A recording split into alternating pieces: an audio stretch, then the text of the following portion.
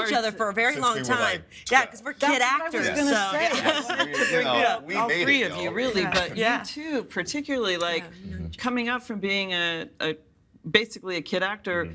You know, coming into your own as an adult, I mean, are people still looking at you as this character when you're a kid? And this really goes for all of you, but that's got to be tough. Yeah, I think that's, that's the hard jump that anybody who started as young as we did has, is, will the audience kind of grow with me, or do they lock me into time in this box, you know what I mean, this like doll kind of way.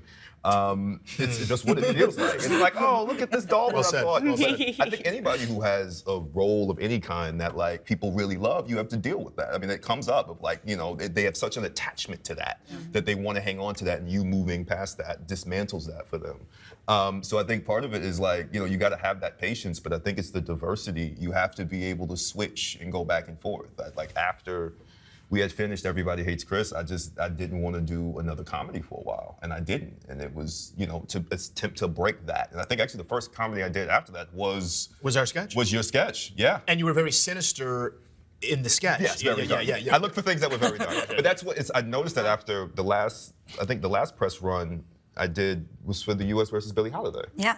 And then we rolled right into Abbott afterwards. And I got a lot of questions about, was it hard to transition those two things? But what was nice is I found this commonality of like, not really, that everything is, in the world of these people and these characters you're playing, they're not sure what the genre is. They don't know what's happening around them. Right. Whether it's being chased by the cops for playing jazz and talking about lynchings, or underprivileged schools. You know what I mean? Either way, they're still dealing with struggles. They don't know. So we have to find a way to weave in the genre seamlessly without really changing the performance. And that's what I found over time, and I think what you would probably resonate with as well in a certain way, is that it doesn't. As a child, you learn how to perform. That's what you learn how to do. You learn how to do your job, regardless of if that's the comedy today, if you have to be a triple threat and dance tomorrow. Because as a child, you want to please. You want to, like, someone tells you to do something, your first answer is yes. I want to. How high am I supposed to jump? And that's where I found was like my strongest asset. The strongest asset is the ability to be in something, regardless of what it is, and still do my job.